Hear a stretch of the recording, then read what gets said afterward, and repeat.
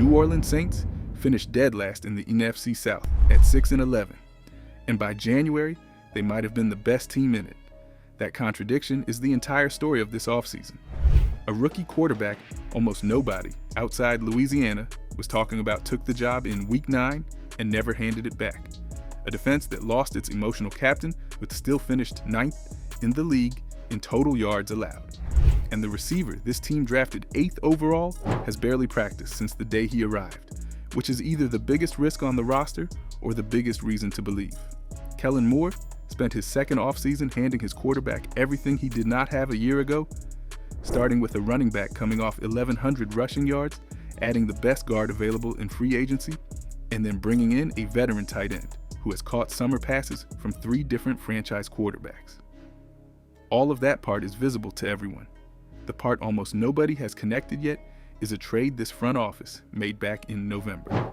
A deal that looked routine on the day it happened and ended up deciding exactly where 2 of these 2026 draft picks landed. On the other side, Chase Young missed the first 5 games with a calf injury and still produced the first double-digit sack season of his career. Cameron Jordan returned for a 16th year as the franchise sack leader. Brandon Staley gets a second season with his system already installed and his personnel finally sorted. And the schedule does what this division always does. It ends at home in Week 18 against Tampa Bay, with the standings almost certainly still open. But before we get into that, hit that like and subscribe button for more Saints and all the NFL content. Let's aim for 500 likes on this video. So let us start with the record, because the record lies. 6-11 describes a team that won 2 of its first 13 games, and it also describes a team that won 4 in a row in December, and swept the club that ended up winning the division. Tyler Shuck went 5-4 as a starter after taking over in Week 9. Over the final 5 weeks, New Orleans went 4-1. Stretch that pace across a full season, and you land somewhere around 13 wins, which is not a prediction, it is simply what the arithmetic says about how they were playing. Now let me police that myself, because 5 games is a small sample, and the schedule was soft. 3 of those 4 wins came against teams that missed the playoffs. The 4th came against Carolina, and that one counts differently, since the Panthers won the NFC South at 8-9, and New Orleans beat them twice. The final loss was 19-17 at Atlanta, and that result is what handed Carolina the tiebreaker in a 3-way tie at 8-9. The closing run was real, and it was also incomplete. Count the actual problems, and there were 3, not 11. New Orleans finished 28th in scoring at 18 points per game. The special teams unit posted the worst cumulative EPA in the NFL by a wide margin, and the quarterback position was unsettled until the season was half over.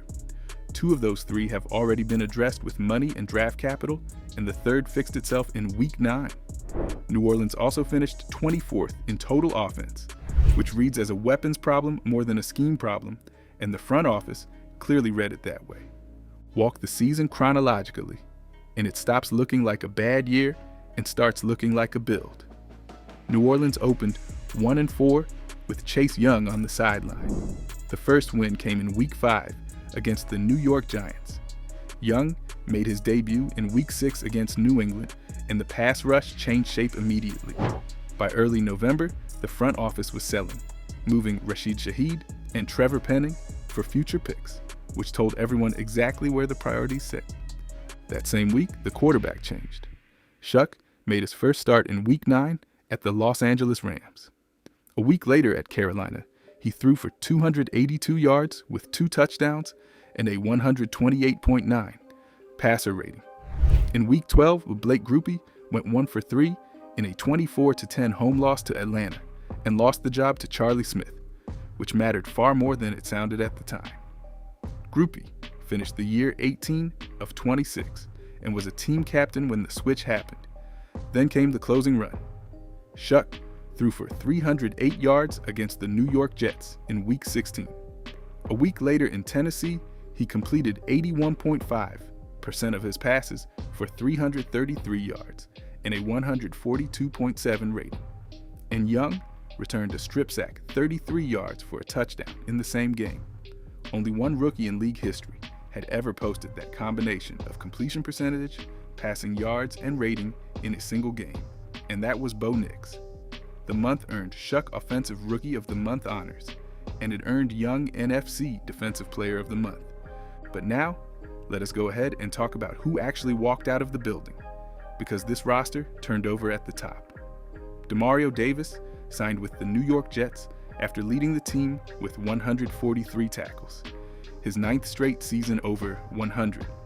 That is a real loss, and it is a leadership loss more than a production loss.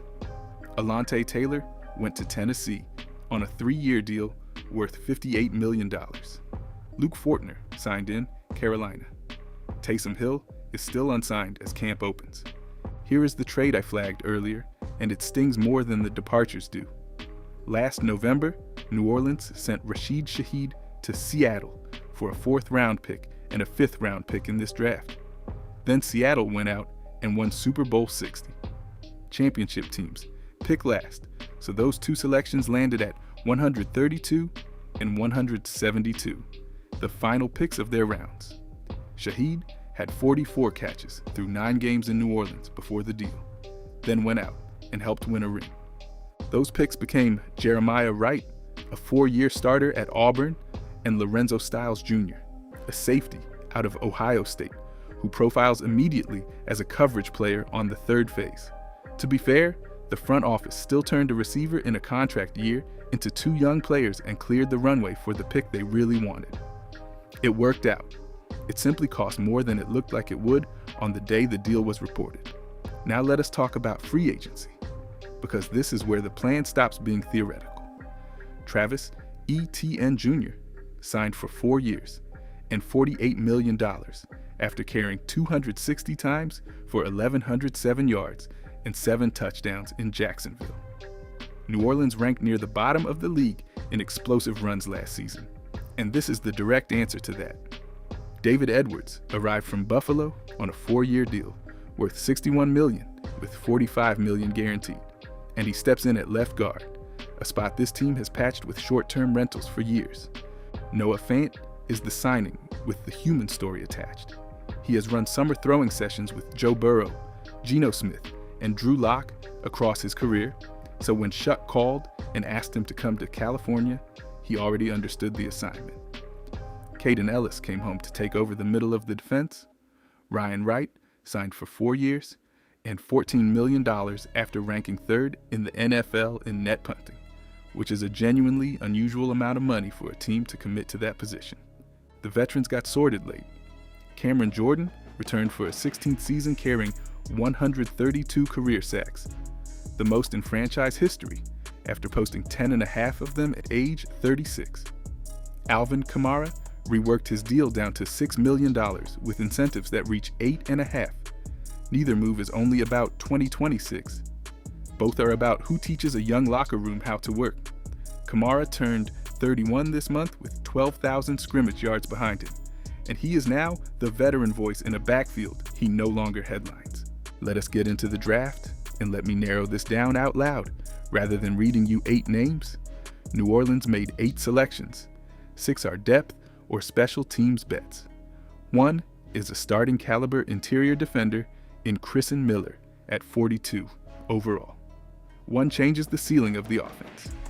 Jordan Tyson went 8th overall out of Arizona State, the highest a Sun Devil has been drafted since 1976. They also traded a 5th-round pick to Las Vegas for edge rusher Tyree Wilson, the 7th overall pick 3 years ago. Here's the case for him.